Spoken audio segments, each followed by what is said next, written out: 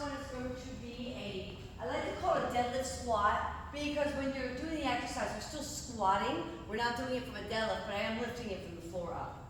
Okay? So it's more of a squat, but we're lifting it from the floor up. All right, so the best way to do this is place it really back, angle this out. You need to be able to lean back. So I'm going to come up here, angle. So my feet need to be up a little bit, almost like my toes should be in line with the plates. And see how I'm leaning back? This would be straight up and down. I can feel it pulling at my shoulders. You don't want that. You want to lean back, keep your head up, and sink down as low as you can go.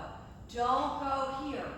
It's a big difference from here and then forward. So here I'm leaning into the back of the landmine, all doing my legs to get up and down. All right, you're going to have 8 to 12 reps, and your superset is actually going to be calf raises, 20, 20. So 20 with the toes in, all the way up, all the way down, 20 with the toes out, all the way up, all the way down, and then back to here again. Okay? If you want, you could also go like 2 sets and 2 sets and do it 4 times. I'm sorry, 2 times for 4 sets. All right, next one, iso bridge.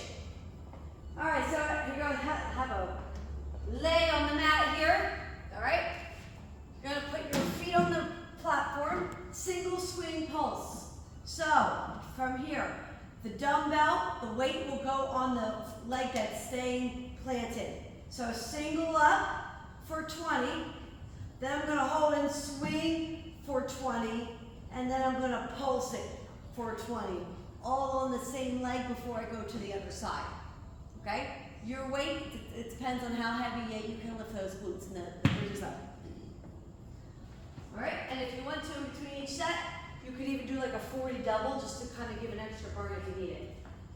All right, squat sumo sequence.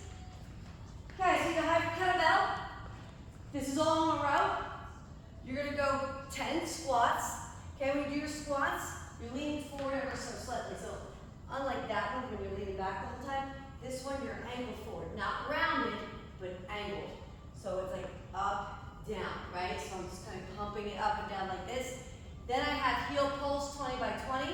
So what I'm going to do is I'm going to lift one heel. I'm going to pulse 20 on this side, then 20 on this side. I slightly lean my kettlebell over to put more emphasis on this side. And then you have sumo deadlift, sumo pulse and sumo deadlift. So sumo pulse, it'll be both heels down, okay? And then you have deadlift, which is butt in the air, up and down. Okay, it's over around the board.